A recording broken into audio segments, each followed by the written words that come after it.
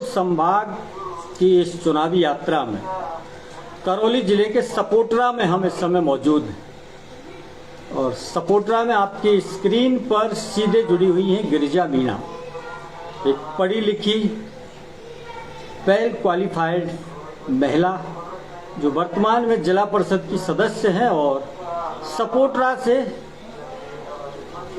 विधायक का चुनाव लड़ना चाहती है। इनकी दिली इच्छा है, विद्यार्थी जीवन से ही राजनीति में सक्रिय हैं।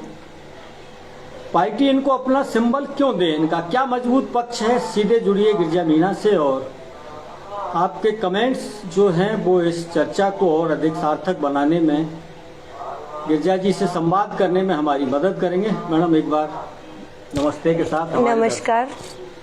बताइए, अपना परिचय बताएं लोगों को। मैं गिरिजा मीणा, जिला परिषद सदस्य करौली विधानसभा क्षेत्र सपोटरा और पूर्व जिला महामंत्री महिला मोर्चा सवाई माधोपुर महिला मोर्चा की आप जिला महामंत्री रही है महिला मोर्चे की। राजनीतिक रुचि कब से आपके अंदर आई है? अब राजनीतिक रुचि का तो क्या है, जैसे कि मैंने 12th के बाद ही 2013-14 से तो मैं राजनीतिक इससे जुड़ी हूँ, विचारधारा से। छात्र राजनीति से नहीं, छात्र राजनीति तो नहीं कह सकते इसको, लेकिन पार्टी के प्रति, मतलब पार्टी में ही मुझे शुरू दायित्व मिला। अच्छा, और मैंने पार्टी में ही काम किया। कॉलेज की शिक्षा लेने के दौरान ही आप पार्टी में जुड़ गई हैं? तो करीब फर्स्ट ईयर 10 से 11 साल हो गए आपको? 10 से 11 साल हो गए भारतीय जनता पार्टी की राजनीति में सक्रिय। बिल्कुल।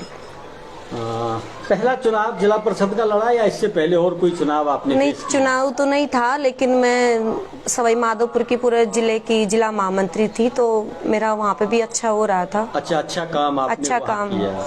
चुनाव पहला यही लड़ा है जिला परिषद का? अच्छा, पार्टी ने टिकट दिया? बिल्कुल, मेरे पिछले रिकॉर्ड के हिसाब से मुझे पार्टी ने टिकट। पार्टी ने आपको, पुराना जो आपका रिकॉर्ड रहा है राजनीतिक सक्रियता का, उसके आधार पर पार्टी ने आपको सिंबल दिया। बिल्कुल। साथियों, सियासत क्या होती है इसे सियासत करने वाले लोग बेहतर जानते हैं। किसी ने कहा है, किसी के लिए 2 वक्त की रोटी भी रियासत से कम नहीं होती। इस सियासत में धीरे धीरे करके ही व्यक्ति आगे बढ़ता है। पंचायती राज या नगरीय निकाय से अधिकांश लोगों की शुरुआत होती है और फिर वो विधायक और सांसद बनते हैं। जिला परिषद का एक बड़ा क्षेत्र होता है, 12 से 15 ग्राम पंचायतों का प्रतिनिधित्व जिला परिषद सदस्य के रूप में किया जाता है। तो आपने कमोबेश 1/4 विधानसभा तो जीत ली है। बिल्कुल। एक जिला परिषद सदस्य के नाते 1/4 विधानसभा, क्योंकि वही 40-45 पंचायतें जो हैं वो एक विधानसभा में होती है। भारतीय जनता पार्टी आपको अपना विधायक का सिंबल क्यों दे? आपका कौन सा पक्ष इतना मजबूत है जो दावेदारी आप कर रही हैं? अब देखिए, पहली बात तो मैं ये कहूंगी कि टिकट मांगना एक सबका अधिकार होता है। ये तो लोकतांत्रिक अधिकार है। बिल्कुल। और एक मिलना नहीं मिलना ये बात की बात है, वो दौड़ है ये तो। बिल्कुल। और अब देखो, जिसकी मेहनत और पार्टी जिसमें जो क्वालिटी देखेगी, भाई जो योग्यता देखेगी, उस हिसाब से पार्टी उसी को निर्णय लेगी, उसी को टिकट देगी। तो मैं तो ये कहती हूँ, अगर पार्टी मुझे भी टिकट क्यों दे हो, तो आपका सवाल बिल्कुल सही है। तो क्योंकि हमारा मानना होता है, हम कहीं क्षेत्र में जाते हैं तो क्षेत्र के लोगों को चाहिए होता है कि भाई देखो, कैंडिडेट ऐसा हो, पढ़ा लिखा हो। ये पहली और सबसे पहली बात तो कि एक महिलाओं के लिए, क्योंकि एक हमारे महिलाओं के लिए एक पढ़ी लिखी होना और एक राजनीतिक क्षेत्र में तो बढ़ना चाहिए और एक राजनीतिक क्षेत्र में एक तो एक्टिविटी होनी चाहिए। एक तो ये भी नहीं होना चाहिए कि हम तुरंत आए, चुनाव लड़ा, बिल्कुल ऐसे पैरासूट भी नहीं होना चाहिए। और जैसे कोई भी महिला हो, आप मेरे ऊपर ले लो या किसी के भी ऊपर ले लो, तो महिलाएं कम से कम पढ़ी लिखी होनी चाहिए और कम से कम महिला पुरुष कोई भी हो, क्योंकि महिला तो विधायिका का जो काम होता है, बिल्कुल तो ऐसा होना चाहिए कि जटिल काम है, बड़ा जटिल काम नहीं है। विधायक की जिम्मेदारी निभाना, कितने सारे कागज रोजाना पढ़ने पड़ते हैं। तो पढ़ा लिखा तो उस व्यक्ति को एक समझदार, और आपने तो पॉलिटिक्स हुए हैं, पता नहीं। आपका क्या मानना है? मेरा मानना तो ये है कि जिस हिसाब से पार्टी अगर किसी को भी टिकट दे, हम ये नहीं कहते कि हमें ही दे। हाँ हाँ, पार्टी हाँ, तो सिंबल देगी। लेकिन भाई वो तो टिकट मांगना एक सबका अधिकार है और राजनीतिक मिलना एक को है। लेकिन हम तो ये चाहते हैं कि टिकट ऐसे व्यक्ति को मिले ताकि वो जनता के बीच उतरे भी, कम से कम जनता की जो मूल पूरा करे, समस्याओं उनको की समझ समस्या उसको भाई हो।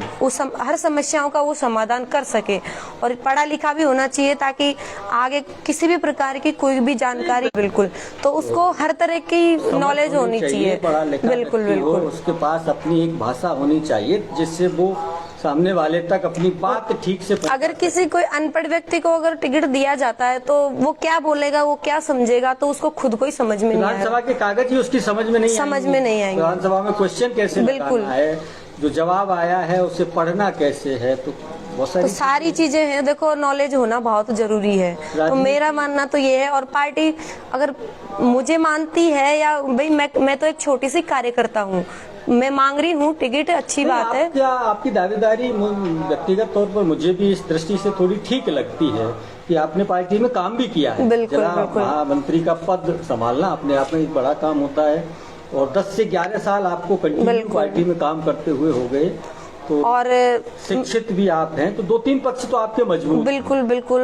एक तो पढ़ा लिखा भी होना, और मैंने अपना करियर, पढ़ाई लिखाई का करियर मैंने छोड़ के और मैंने एक राजनीतिक क्षेत्र में, ताकि हम आगे बढ़ के हमारी महिलाओं को भी आगे बढ़ाएं, उनका अच्छा सहयोग रहे। महिलाओं के प्रति आजकल आप खुद देख रहे हो कि कितनी घटनाएं हो रही है, अपराध काफी भ्रष्टाचार हमारे राजस्थान में फैला हुआ है।